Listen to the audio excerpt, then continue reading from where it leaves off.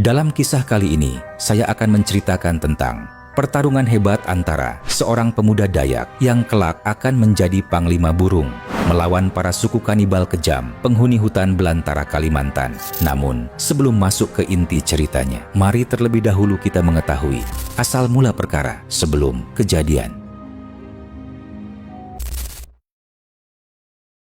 Dahulu kala, ketika bumi Nusantara belum tersentuh oleh modernisasi, di sebuah tempat yang tersembunyi di balik lebatnya hutan Kalimantan, berdiri sebuah desa adat milik suku Dayak Hutan, sebuah desa yang makmur, yang dipimpin oleh seorang kepala suku bijaksana. Di antara masyarakat desa, hiduplah seorang pemuda bijaksana yang berbeda dari yang lainnya. Ia tidak banyak bicara, tetapi pikirannya tajam bagaikan bilah mandau. Tidak ada yang tahu siapa nama aslinya, dan masyarakat hanya tahu jika pemuda itu hanyalah seorang anak sebatang kara yang ditemukan di tengah hutan oleh tetua suku dan dibesarkan di desa itu. Namun, di balik asal-usulnya yang tidak jelas, kelak takdir akan menjadikannya sebagai legenda, seorang pahlawan yang akan diberi gelar sakral dengan sebutan Panglima Burung yang bijaksana. Hari-hari di desa adat itu nampak selalu diselimuti kebahagiaan. Masyarakat hidup berdampingan dalam damai, dan semua itu terus berjalan dari waktu ke waktu, hingga di suatu kejadian, sebuah peristiwa kelam pun terjadi di desa itu. Di suatu sore, beberapa warga nampak tengah berkumpul di halaman rumah mereka, menunggu sanak saudaranya pulang dari hari perburuan. Namun, hingga malam menjelang, para pemuda yang ikut berburu itu tak kunjung pulang. Warga mengira ia tersesat di dalam hutan yang memang luas dan penuh jebakan alam. Namun, di keesokan harinya, dua pemburu lain juga ikut menghilang dan tak kunjung pulang. Lalu, esok harinya, dan begitulah seterusnya. Hingga akhirnya, peristiwa itu pun membuat masyarakat desa mulai diselimuti kepanikan, dan kabar tentang hilangnya para pemburu itu pun menyebar cepat ke seluruh pemukiman, membuat suasana desa yang biasanya ramai mendadak berubah menjadi sunyi. Senyum berubah menjadi kekhawatiran. Para ibu menunggu di depan rumah dengan mata cemas, dan ketakutan mulai tumbuh seperti bayangan panjang menjelang malam. Hingga akhirnya, di suatu siang, para masyarakat desa berbondong-bondong mendatangi balai adat untuk menemui para tetua dan kepala suku. Mereka berkumpul di halaman tanah dengan wajah yang tampak gelisah dan ketakutan. Hingga tak lama kemudian, sang tetua suku pun menemui mereka dan berkata, "Apa yang membuat kalian terlihat begitu panik, saudara-saudaraku?" ucap sang tetua. Salah seorang warga pun menjawab, "Tolong kami tetua, sudah beberapa hari ini sanak saudara kami belum juga pulang dari perburuan. Entah apa yang menimpa mereka dan kau harus segera bertindak tetua," ucap warga tersebut. Suasana hening sesaat, dan tak lama tetua adat pun kembali berkata, "Semuanya harap tenang, kita belum tahu apa penyebab hilangnya orang-orang kita. Namun hari ini aku akan membentuk sebuah kelompok untuk ditugaskan mencari orang-orang yang hilang itu," ucap sang tetua. Ucapan itu pun sedikit meredakan kepanikan masyarakat, dan akhirnya sebuah kelompok pencarian pun dibentuk di hari itu. Sebuah kelompok yang dibentuk dari para pemuda pilihan desa, dan salah satunya adalah si pemuda pendiam. Dan dari sinilah sebuah perjalanan yang penuh dengan pertarungan pun akan segera dimulai.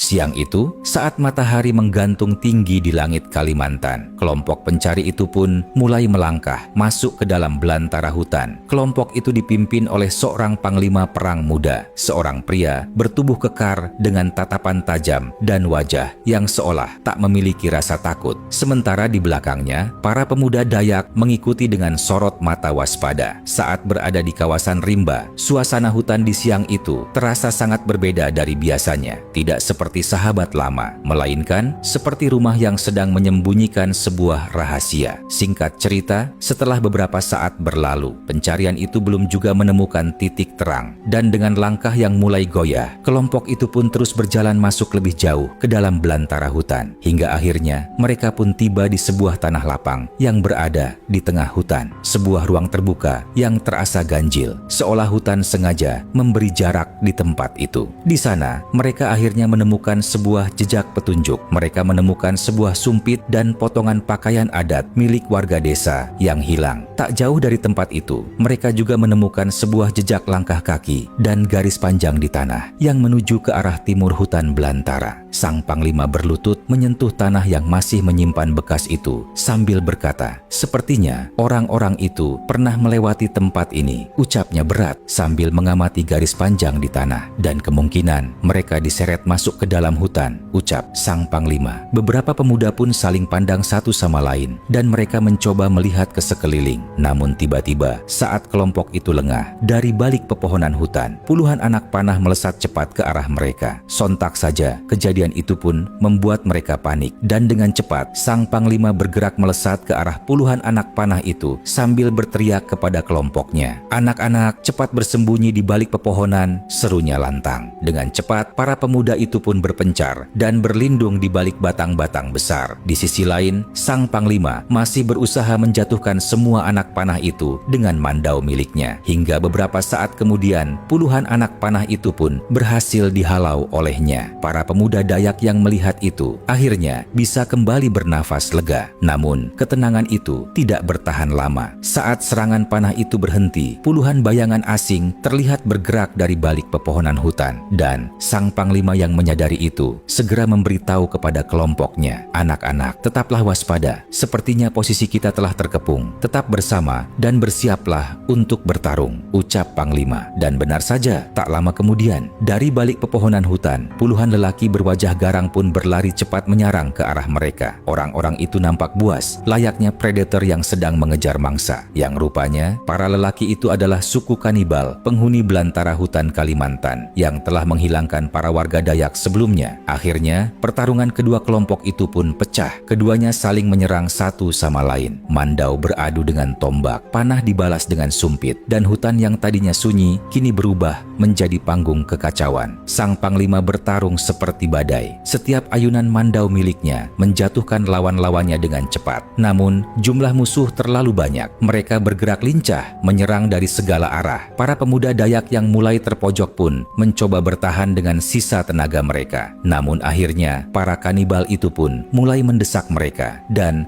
membuat satu persatu para pemuda Dayak pun tumbang. Sang Panglima yang melihat kelompoknya mulai runtuh, segera melangkah ke arah pemuda bijaksana itu. Dan dengan satu gerakan cepat, Sang Panglima mendorong pemuda itu ke balik pohon besar di tepi lapangan sambil berkata, "Sembunyilah anak muda, dan saat semua ini telah mereda, kembalilah ke desa dan sampaikan kabar kepada para tentang kejadian ini," ucap Sang Panglima. Pemuda itu menatap Panglima dengan mata berbinar. Kemudian ia menjawab, "Aku tidak ingin meninggalkan kalian, Panglima," ucap si pemuda. "Ini bukan waktunya berdebat. Cepat, sembunyilah. Aku percayakan ini padamu, anak muda." Akhirnya, dengan berat hati, pemuda itu pun bersembunyi dan Sang Panglima kembali menerjang ke tengah pertarungan. Mandaunya bergerak lincah, menebas puluhan suku kanibal itu tanpa ampun. Sebelum akhirnya, ia pun tumbang oleh kelompok kanibal itu. Beberapa saat kemudian, pertarungan kedua kelompok itu pun berakhir dan kelompok kanibal itu pun berhasil memenangkan pertarungan tersebut. Dengan cepat, mereka pun mulai membawa tubuh para pemuda Dayak itu masuk ke dalam hutan. Dan perlahan,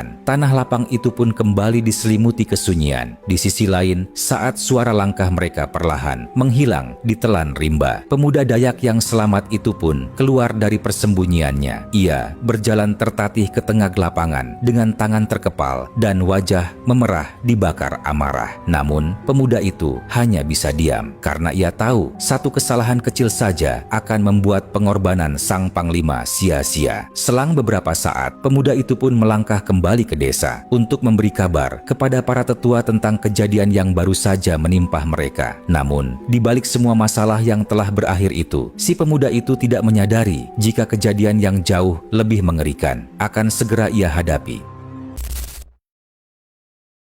Sore itu, langit di atas hutan Kalimantan tampak kelabu. Di sebuah jalan setapak, si pemuda Dayak itu berjalan cepat menuju ke desanya. Beberapa saat kemudian, atap-atap rumah warga mulai tampak di kejauhan. Namun semakin dekat ia melangkah, semakin terasa aneh. Suasana di desa itu tak ada suara anak-anak, tak ada suara palu menumbuk padi yang biasa terdengar di beranda. Ia pun mempercepat langkahnya untuk memastikan apa yang sebenarnya terjadi di desa itu. Dan ketika ia benar-benar tiba di desa, sebuah pemandangan mengerikan pun membuat dunia dunianya runtuh seketika. Rumah-rumah warga hancur, orang-orang berserakan di tanah, seolah sebuah badai besar telah melululantahkan desa itu. Bahkan balai adat yang dahulu berdiri kokoh di tengah desa, kini hancur tak tersisa. Pemuda itu terdiam, tak percaya, namun tak ingin larut dalam kesedihan. Ia pun berlari cepat menuju ke tengah desa sambil berteriak, lantang berharap masih ada warga yang selamat. Paman, tetua, saudara-saudaraku, di mana kalian? Teriaknya lantang. Namun, setelah beberapa saat ia mencari, desa itu nampak sepi, seolah sudah tak ada lagi harapan. Pemuda itu pun terduduk di tanah dan menangis sejadi-jadinya. Namun tiba-tiba terdengar suara lirih memanggil dari balik reruntuhan yang membuat pria itu terkejut dan langsung berlari menuju sumber suara tersebut. Dan tepat di bawah reruntuhan balai adat terbaring sosok yang tak asing baginya. Sosok itu adalah Panglima Perang Tua dengan tubuh yang penuh luka dan nafas yang tersengal. Saat melihat masih ada yang selamat, pemuda itu pun dengan cepat berusaha mengangkat puing-puing yang menimpa Panglima itu. "Bertahanlah Panglima, aku akan menyelamatkanmu," ucap si pemuda. Panglima itu hanya tersenyum tipis. Kemudian ia berkata, "Parau, sudahlah anakku, aku sudah tidak kuat lagi." Namun si pemuda tak menghiraukan ucapan itu dan ia pun terus mengangkat reruntuhan itu dengan penuh semangat. "Jangan berkata seperti itu, Panglima. Kau harus selamat."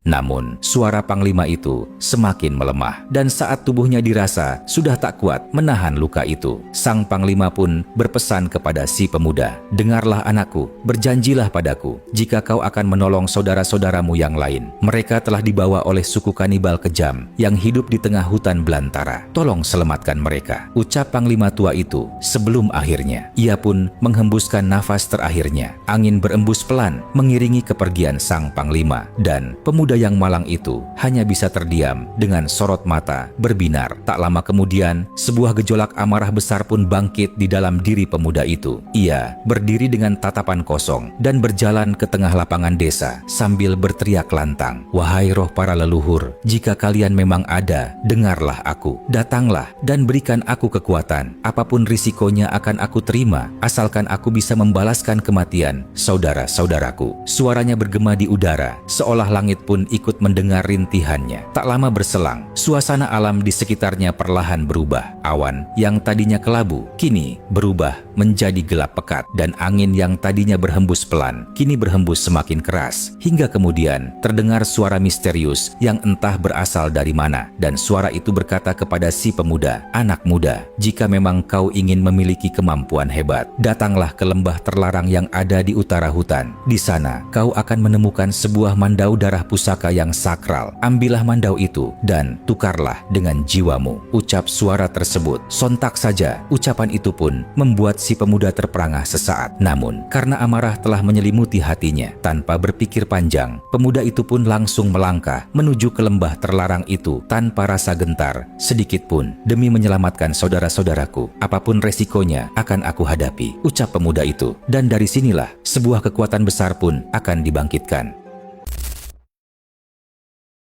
Sore itu, setelah berjalan beberapa saat, pemuda itu pun akhirnya tiba di bibir lembah terlarang. Di tengah lembah yang tersembunyi itu, ia melihat sebuah cahaya bersinar terang dan berdenyut pelan, seperti detak jantung lembah tersebut. Pemuda itu pun berjalan ke arah cahaya itu, yang rupanya cahaya itu berasal dari sebuah bilah mandau pusaka. Dan itulah pusaka yang dibisikkan oleh suara misterius itu. Tanpa berpikir panjang, pemuda itu pun menggenggam gagang mandau tersebut, lalu mengangkatnya ke udara. Seketika, dari ujung bilah mandau itu, kilatan cahaya petir pun menyambar ke langit. Dan perlahan, kilatan cahaya itu berubah menjadi sebuah aura merah. Dan tak lama kemudian, suara misterius itu pun kembali terdengar. "Anak muda, kini kau telah berhasil menaklukkan pusaka itu. Dan sebagai gantinya, kau harus memberikan jiwamu kepada pusaka tersebut. Apakah kau yakin ingin menerima kekuatan itu dan menukarnya dengan jiwamu?" Ucap suara itu. "Aku yakin. Demi menyelamatkan warga desa, apapun akan aku lakukan." Keheningan pun seketika menyelimuti lembah itu, disusul dengan mandau itu yang bergetar hebat dan sebuah cahaya merah keemasan yang perlahan menyelimuti tubuh pemuda itu. Sebuah energi besar mengalir dari bilah pusaka itu, menembus kulitnya dan perlahan menyatu dengan jiwanya. Dan ketika cahaya itu mulai mereda, pemuda itu pun merasakan sesuatu yang berbeda di dalam dirinya. Ia merasa tubuhnya lebih ringan, tenaganya lebih besar, dan getaran dari mandau itu seakan menjadi denyut nadi dalam dirinya. Dan malam itu, ia pun menguji kekuatan dari mandau tersebut. Dan hanya satu kali hempasan, ia pun membuat bukit di depannya terbelah menjadi dua. Tak hanya sampai di situ, pemuda itu pun mencoba terbang ke udara bersama mandau pusaka miliknya. Dan sekali lagi, ia pun berhasil terbang melayang ke udara, layaknya seekor burung elang yang perkasa. Hingga akhirnya, saat ia rasa jika dirinya telah siap, pemuda itu pun mulai menggunakan ketajaman matanya untuk mencari sebuah permukiman suku kanibal yang tersembunyi di balik gelapnya hutan. Ia pun melompat ke udara dan akhirnya pemuda itu pun melihat sebuah cahaya api unggun yang tak jauh dari lokasinya. Dan dengan cepat, pemuda itu pun terbang melesat ke arah pemukiman suku kanibal tersebut. Di sisi lain, para suku kanibal itu terlihat sedang membuat sebuah pesta besar dan ritual persembahan tanpa mereka sadari jika sebuah bencana besar sedang mendekat ke arah mereka. Di sisi lain, para masyarakat Dayak yang telah kehilangan harapannya hanya bisa pasrah dengan keadaan mereka. Mungkin inilah akhir dari kita semua, ucap salah satu warga. Namun, saat mereka mengira sudah tak ada lagi harapan, sebuah ledakan hebat pun tiba-tiba menghantam kerumunan suku kanibal itu, membuat kumpulan orang-orang itu terpental berhamburan ke tanah. Para warga Dayak yang melihat kejadian itu pun terdiam, penuh tanda tanya. Namun, ketika mereka tengah terheran, sosok pemuda Dayak perlahan turun dari udara dan berdiri tegak di hadapan para suku kanibal, membuat semua masyarakat Dayak yang melihat itu pun terdiam, tak percaya. Dan sebentar lagi, sebuah pertarungan besar pun akan kembali terjadi.